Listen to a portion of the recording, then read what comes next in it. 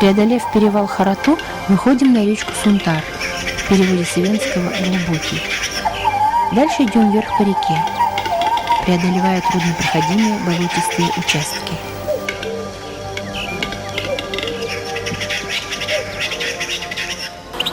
А вот и первый след хозяина тайги.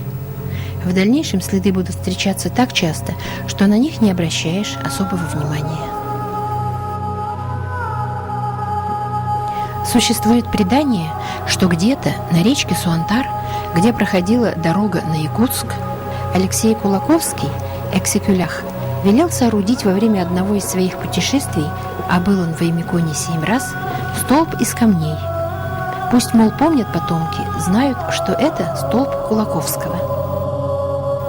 Надо сказать, что рассказы о Кулаковском широко распространены среди местного населения, что свидетельствует о глубоком к нему уважении.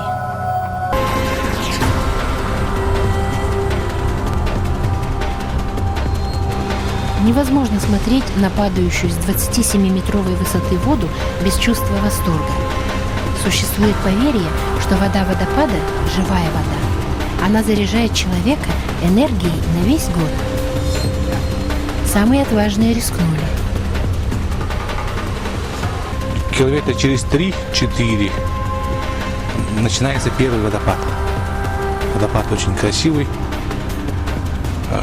Говорят, когда речка полна водой, она стекает одним потоком.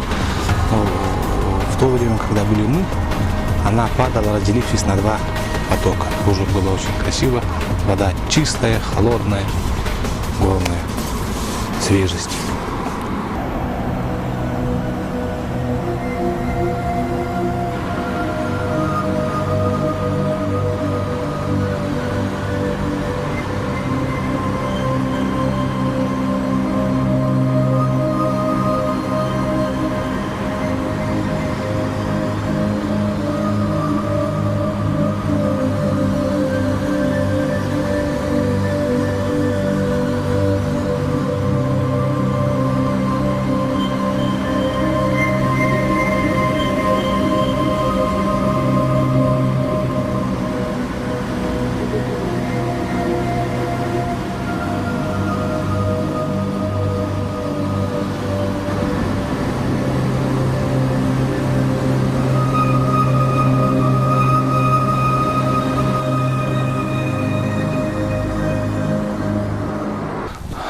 Обогнув водопад, когда обогнули водопад, поднялись еще выше, там еще каскад, еще второй водопад, но, конечно, поменьше, но тоже красиво.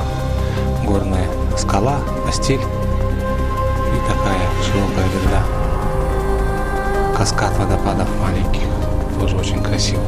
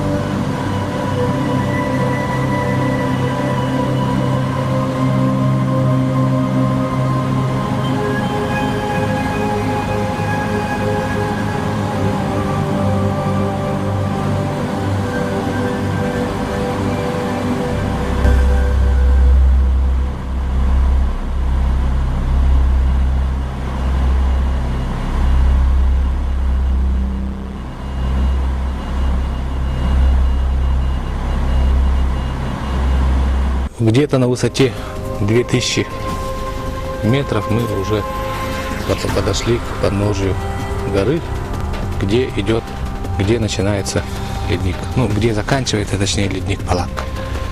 Под ледником образовалось озеро, такое небольшое, неглубокое, внизу на дне которой лед, ну и из которого, собственно, начинаются и ручьи, которые потом образовывают наши реки.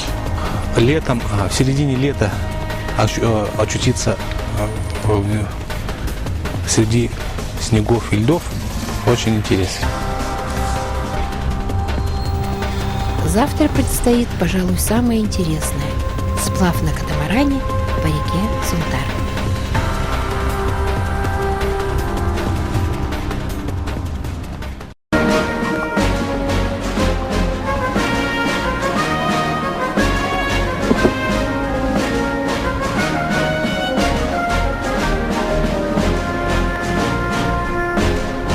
Встречались и мили, на которых катамаран цеплял камни.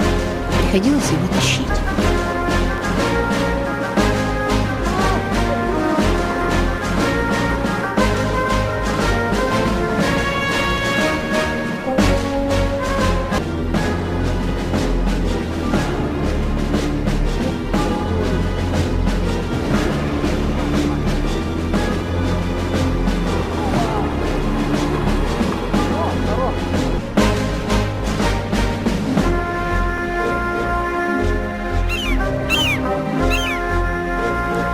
Делаем остановку у Большой Наледи.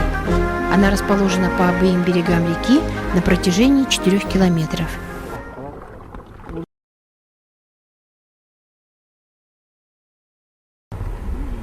Вот это ледник, на котором мы сейчас находимся.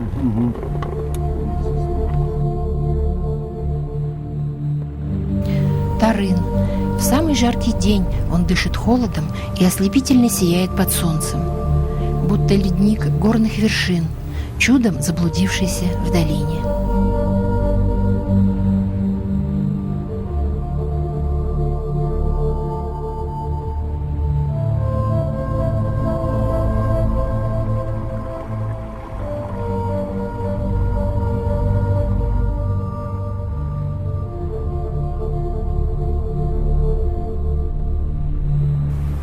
Попив чаю, поплыли дальше вдоль Тарына, за которым был довольно спокойный участок с медленным течением.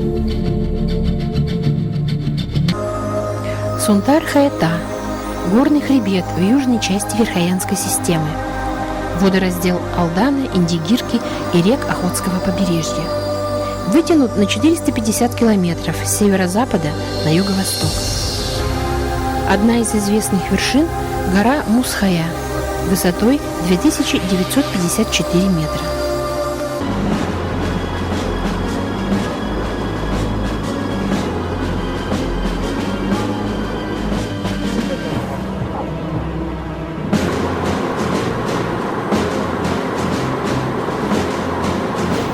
Первый небольшой порог преодолели спокойно и уверенно.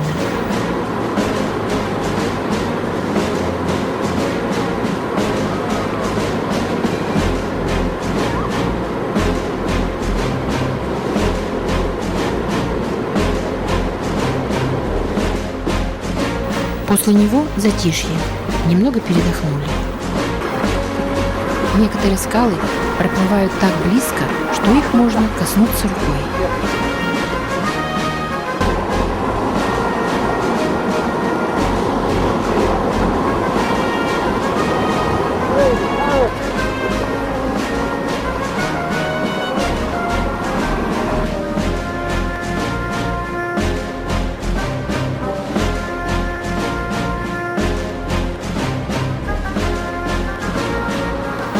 Впереди первый большой и сложный порог с поворотом почти на 90 градусов.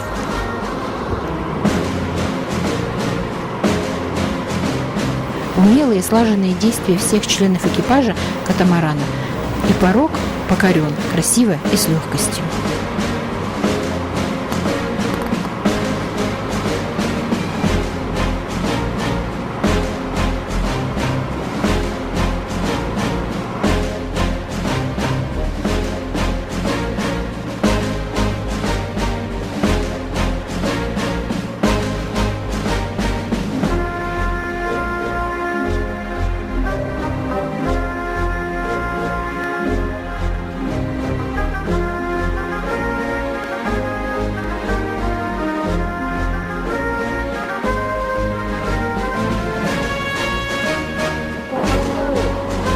Но река не хотела уступать, превращаясь в один сплошной порог в окружении скалистых берегов.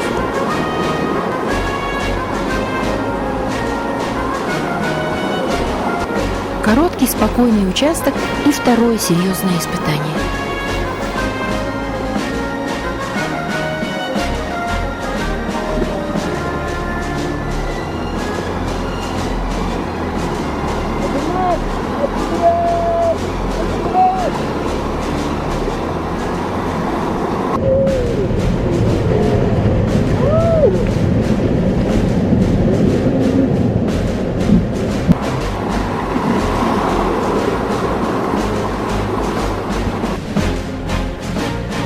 Все опасные завалы, мели, повороты и пороги пройдены. В общей сложности по реке Сунтар мы преодолели более 100 километров. За мостом через реку Сунтар финиш. Весь маршрут пройден, а это означало, что тур прошел успешно.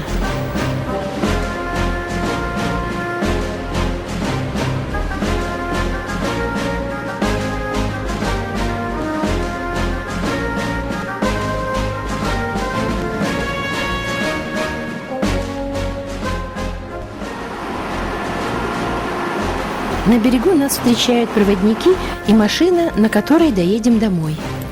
Прощальный чай, прощальные слова. Благодарим организаторов этого тура Аян Тур, села Тонтора Ильканской улицы, за такой интересный комбинированный тур, который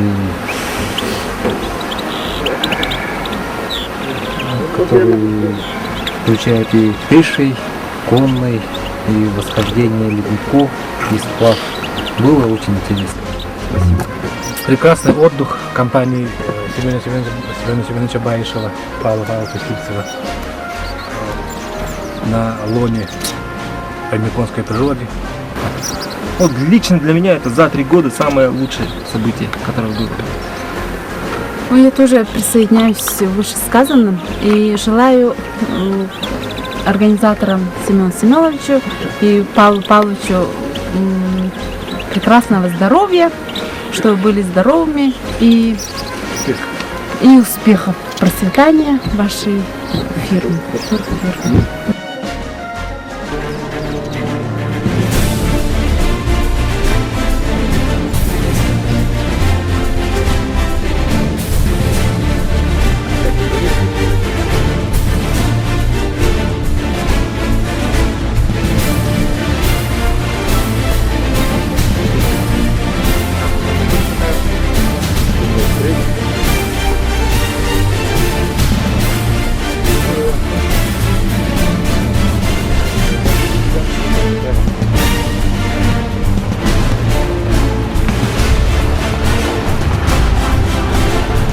Thank you.